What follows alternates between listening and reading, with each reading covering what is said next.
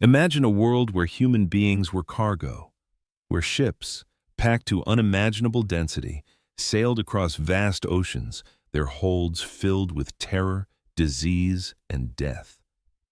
Imagine the suffocating stench of crowded bodies, the clinking of chains, the despair of men, women, and children ripped from their homelands, their futures erased. This was no nightmare. It was the brutal reality of the 18th century, an empire built on the screams of the enslaved. The transatlantic slave trade was an economic behemoth, deeply entrenched in the fabric of global commerce, protected by powerful interests and considered by many a regrettable but necessary evil.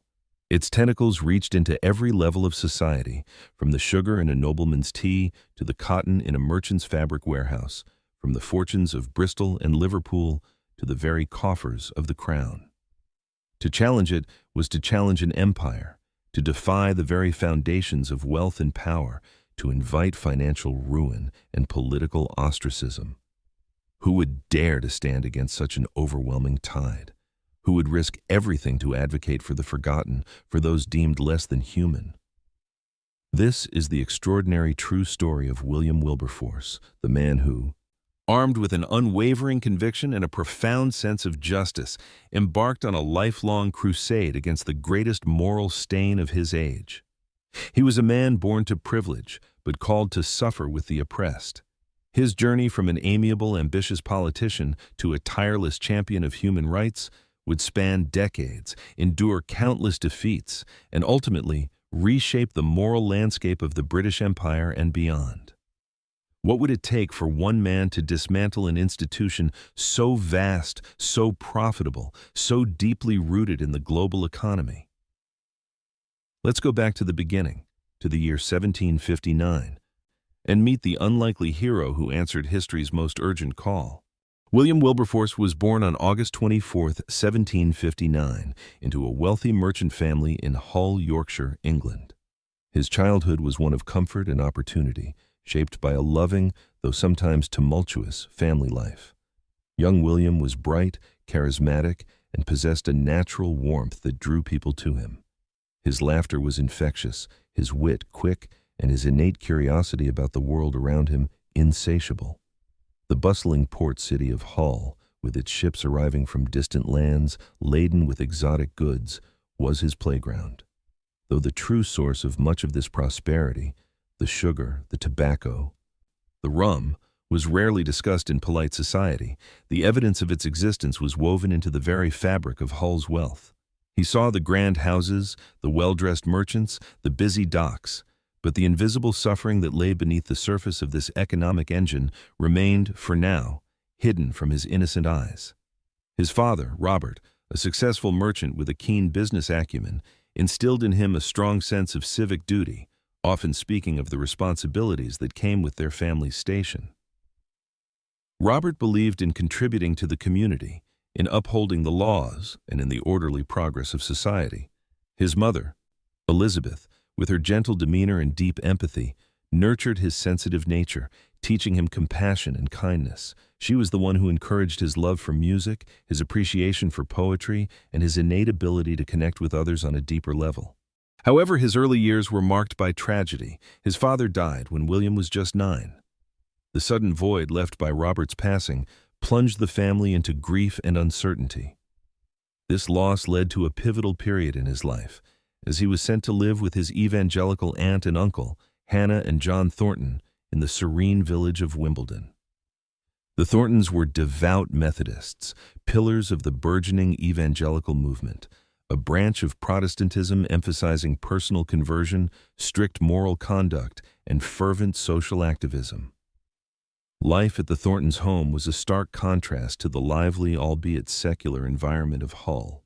The days were structured around prayer, Bible readings, and discussions about faith and the state of one's soul. William was introduced to a world where intellectual rigor met spiritual fervor, where morality was not just a social convention, but a divine imperative. His aunt and uncle were deeply connected to the leading figures of the evangelical revival, including the fiery orator George Whitefield. William, with his impressionable young mind, was captivated by Whitefield's powerful sermons, which spoke of sin, redemption, and the urgent need for a personal relationship with God. He saw the Thorntons' genuine compassion for the poor, their efforts to educate the less fortunate, and their unwavering belief in the inherent dignity of every human being, regardless of their station. Their vibrant faith, particularly its emphasis on active benevolence and a life lived in service to others, left an indelible mark on young William. He began to question the superficialities of the world he had known, to feel a stirring within him that hinted at a deeper purpose. His mother, Elizabeth, however, grew increasingly alarmed by the intensity of his religious immersion.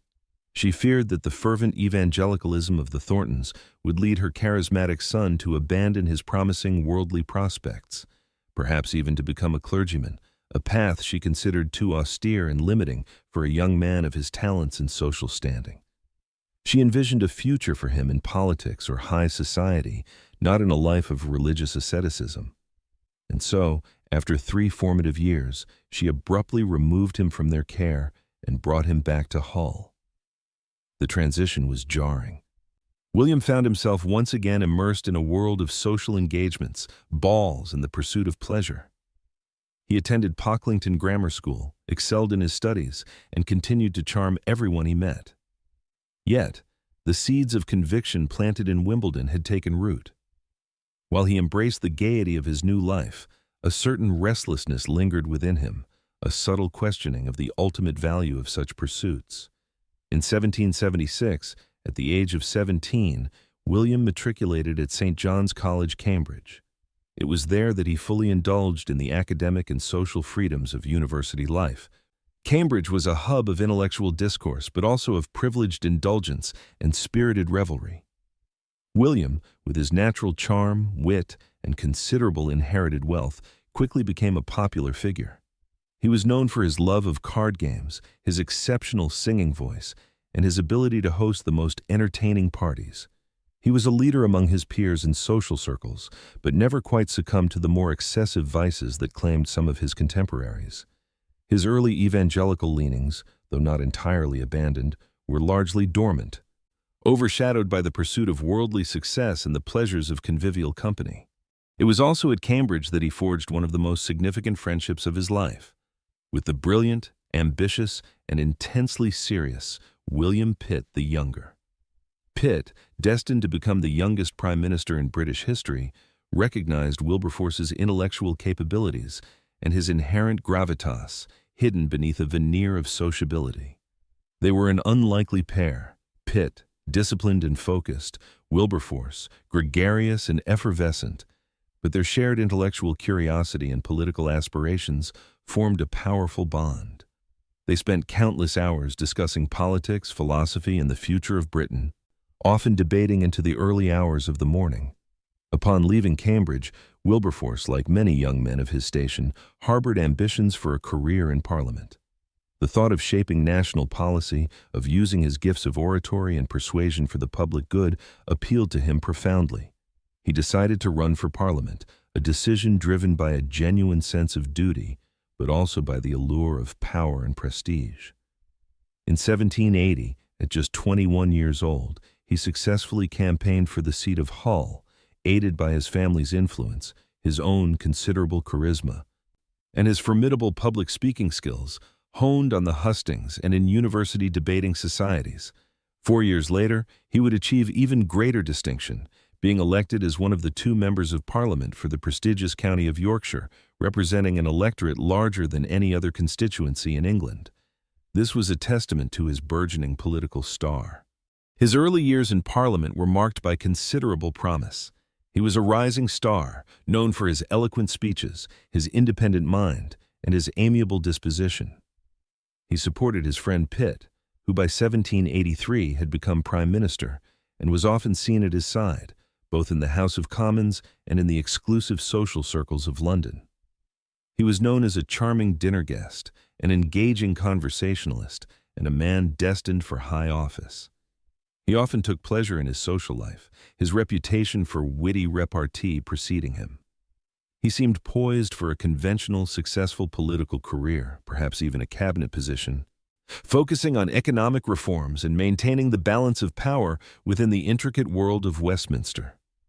The burning moral issues of the day, particularly the slave trade, remained for him, as for most of his contemporaries, a distant hum, a regrettable but unexamined aspect of the nation's prosperity. Then came the turning point.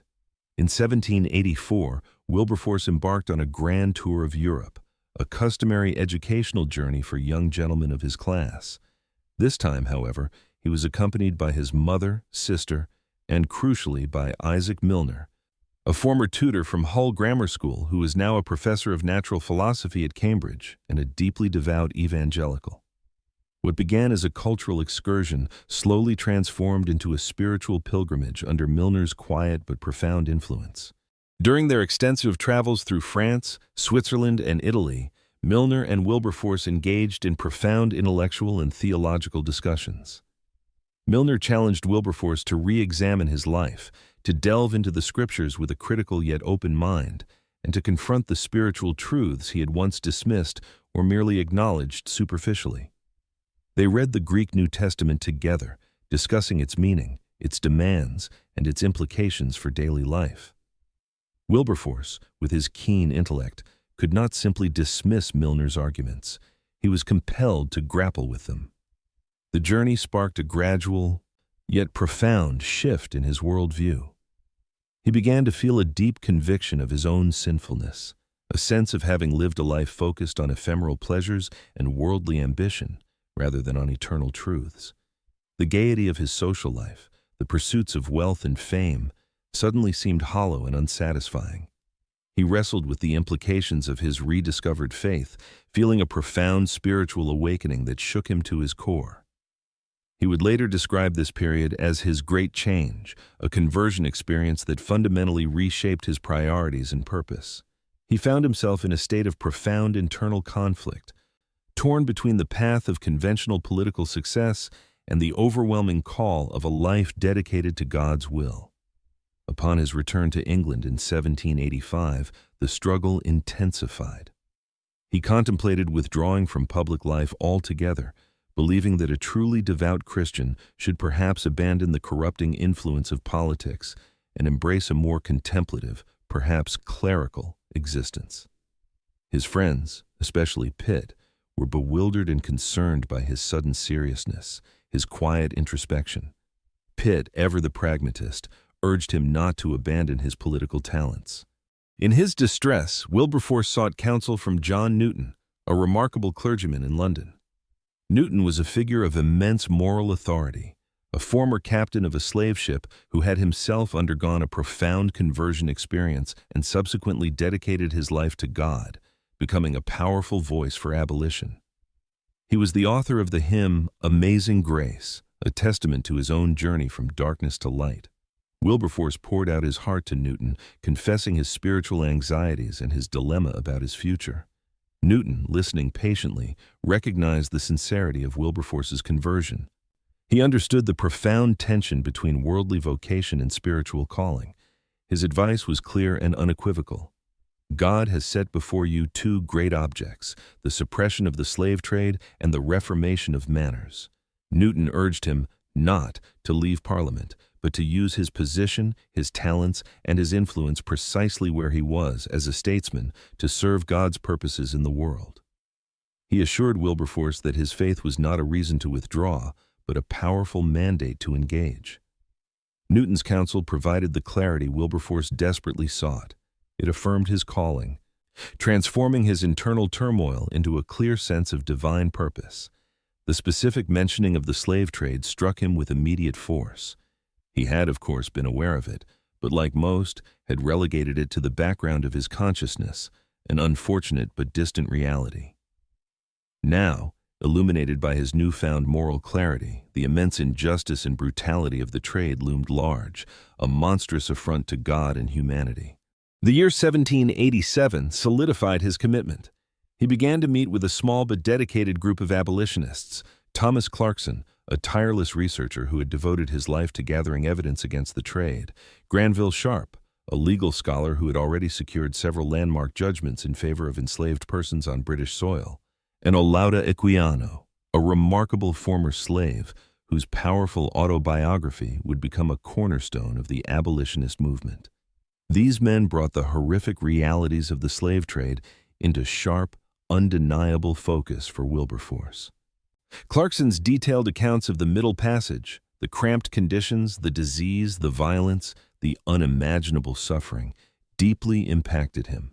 Equiano's first-hand testimony of brutality and the yearning for freedom humanized the abstract statistics of the slave trade into vivid personal narratives of pain and injustice. Wilberforce was profoundly moved, his conscience stirred to its depths. He realized the colossal scale of the task before him. The slave trade was a multi-billion-pound industry, deeply entrenched in the economic fabric of Britain. The West Indian planters formed a powerful lobby in Parliament. Their wealth and influence immense. Merchants in thriving port cities like Liverpool and Bristol, whose fortunes depended on the trade, would fiercely resist any reform. Even segments of the public, accustomed to cheap sugar and the perceived necessity of empire, viewed abolition with suspicion or outright hostility. To challenge this institution was to challenge the very foundations of British prosperity and power. Despite the daunting odds, Wilberforce formally decided to take up the cause of abolition in Parliament. On May 12, 1789, he delivered his first major speech against the slave trade in the House of Commons. For 3 hours, he spoke with passion and conviction, not just of the moral outrage, but also of the economic folly and the brutal inhumanity of the trade. He presented meticulously gathered evidence, Clarkson's data on mortality rates, the testimony of ship doctors and former crew members, the horrifying descriptions of the slave ships. He described the conditions on board the ships, the forced migrations, the separation of families, and the unspeakable cruelty inflicted upon enslaved Africans. His eloquence captivated the House, even converting some of his staunchest opponents for a fleeting moment. Pitt, his loyal friend and prime minister, offered his full, if sometimes politically constrained, support. "Mr. Wilberforce," Pitt declared, "has stated such facts as, if proved, must be conclusive." Yet, the initial response was far from a resounding victory. The powerful West Indian lobby rallied its forces, employing every tactic of delay and obfuscation. They argued for the economic necessity of the trade, warned of national ruin, and dismissed the abolitionists as dangerous radicals or misguided philanthropists. Wilberforce's motion for abolition was ultimately defeated, a pattern that would repeat itself for many years to come. The struggle consumed him. Year after year, Wilberforce introduced motions for abolition, only to see them defeated or postponed. Each defeat was a blow, but he refused to be discouraged. He worked tirelessly, chairing the Society for Effecting the Abolition of the Slave Trade, writing pamphlets, coordinating with abolitionist networks across the country, and constantly gathering new evidence.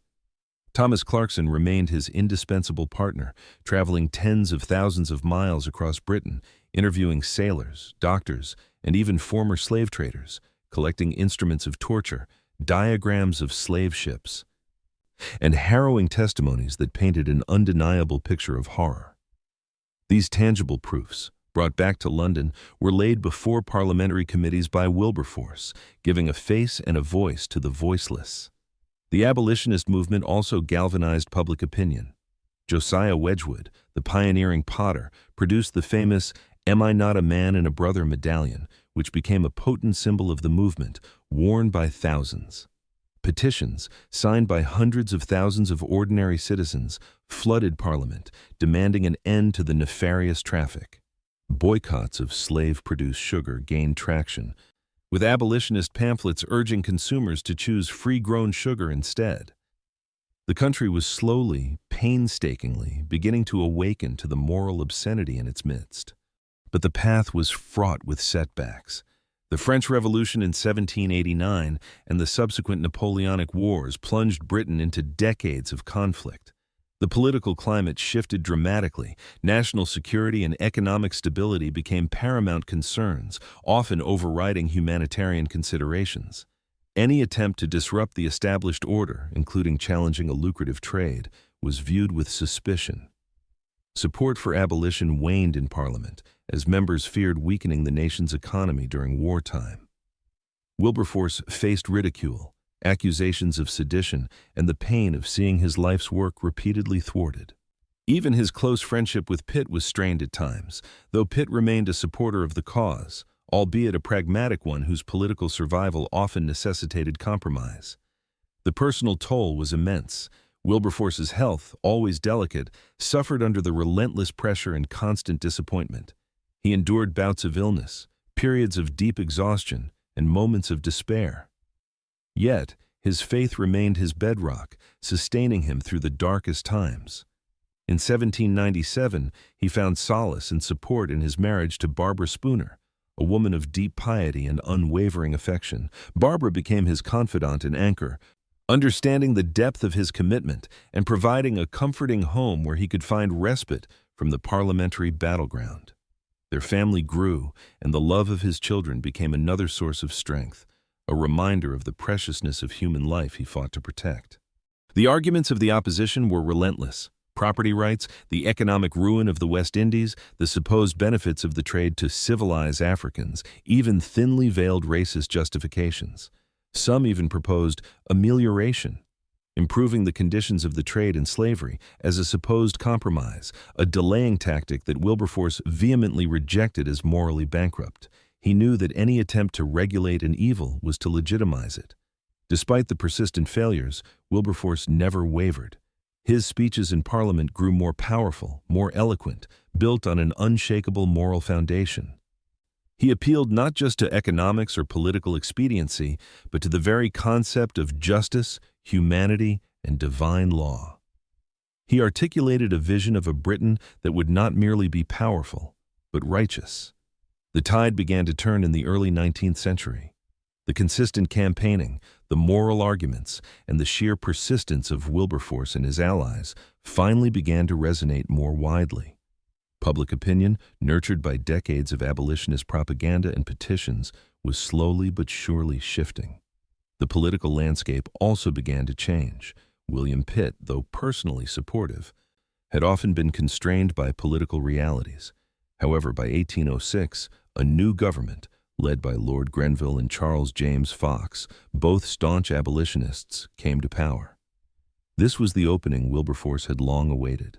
Under this new administration, a strategic move was made. In 1806, the Foreign Slave Trade Bill was introduced. This cleverly crafted legislation prohibited British subjects from participating in the slave trade with French colonies, which were themselves dependent on British shipping. It was a strategic economic blow to the slave trade, disguised as a war measure and a crucial first step. The bill passed, a significant victory after years of defeats. This momentum led to the final historic push. In January 1807, Lord Grenville introduced a bill for the complete abolition of the slave trade in the House of Lords. The debates were passionate, emotional, and long. Wilberforce led the charge in the House of Commons, delivering what many considered the finest speech of his career, weaving together moral indignation, economic analysis, and a powerful vision of human dignity. He spoke of the eternal principle of justice and how Britain, a nation that prided itself on liberty, could no longer tolerate such a heinous practice. Finally, on February 23, 1807, the bill for the abolition of the slave trade passed the House of Commons by an overwhelming majority of 283 votes to 16. The atmosphere in the chamber was electric. As the vote was announced, a profound hush fell, followed by an eruption of applause. Members rose to their feet, many with tears in their eyes, not merely for the victory but for the man who had fought so long and so hard. Sir Samuel Romilly, a fellow MP, famously described the scene. The whole House, with the exception of 3 or 4 hardened slave traders, hailed the event with the loudest acclamations and adopted a plan proposed by a mere accident of paying Mr. Wilberforce the honor of receiving the intelligence of the victory by acclamation and with a cheer, which was given by the whole body, turning towards him and with repeated applauses. It was a moment of profound triumph, the culmination of 2 decades of relentless effort. On March 25, 1807, the Abolition of the Slave Trade Act received royal assent, becoming law. The British Empire had, on paper, ceased to be a participant in the trafficking of human beings. The passing of the 1807 Act was a monumental achievement, a testament to the power of persistent moral advocacy. Wilberforce's joy and relief were immense, a burden lifted after years of arduous struggle. He had battled an empire and won a significant victory, but he knew, with chilling clarity, that the fight was not over. The abolition of the trade did not end slavery itself. It merely outlawed the importation of new enslaved people. The millions already enduring forced labor in the British colonies remained in bondage, their conditions often still horrific. And so, William Wilberforce, now a national hero, did not rest. He immediately turned his attention to the second great object John Newton had laid before him, the complete emancipation of all enslaved people within the British Empire. This was an even harder fight, challenging not just the trade, but the very concept of property rights, seen by many as sacrosanct. This new phase of the struggle would require another quarter-century of tireless work, continuous advocacy, and battles against vested interests. He continued to advocate, to chair committees, to publish influential works like A Letter on the Abolition of the Slave Trade, 1807, and A Practical View of the Prevailing Religious System of Professed Christians, 1797, which championed moral reform and urged Britons to live lives consistent with their Christian faith. He became a champion for numerous other social causes, from animal welfare to prison reform, his compassion extending to all who suffered. As years passed, Wilberforce's health declined further. The relentless decades of campaigning had taken their toll. Yet, his spirit remained indomitable. Recognizing his own advancing age and increasing frailty, he began to mentor a new generation of abolitionists, most notably Thomas Fowell Buxton, whom he entrusted with leading the parliamentary charge for full emancipation. He passed the torch, but remained a guiding light, offering counsel and encouragement from his retirement. His final years were filled with a fragile hope, even as his body weakened. He lived to see the fruits of his enduring labor. In 1833, after another fiercely fought parliamentary battle, the Slavery Abolition Act was passed, finally granting freedom to all enslaved people throughout the British Empire. It mandated a period of apprenticeship before full freedom, a compromise he found regrettable but accepted as a necessary step. Just 3 days after the final passage of the bill through Parliament, on July 29, 1833, William Wilberforce died at the age of 73. It was an almost poetic culmination, allowing him to witness the complete triumph of his life's mission before his passing. He was buried in Westminster Abbey alongside his friend William Pitt, a testament to his profound impact on British history. William Wilberforce's legacy extends far beyond the abolition of the slave trade. He fundamentally shifted the moral consciousness of a nation, demonstrating that economic imperative could not forever silence the voice of justice. He proved that one man, armed with unwavering conviction, sustained faith, and relentless perseverance, could indeed dismantle an institution so vast, so profitable, and so deeply rooted in the global economy. His life stands as a powerful testament to the enduring human capacity to challenge systemic injustice, to fight for the forgotten, and to reshape the world through the quiet, consistent power of principled action. His story reminds us that even against overwhelming odds, faith, courage, and a profound sense of justice can indeed move mountains.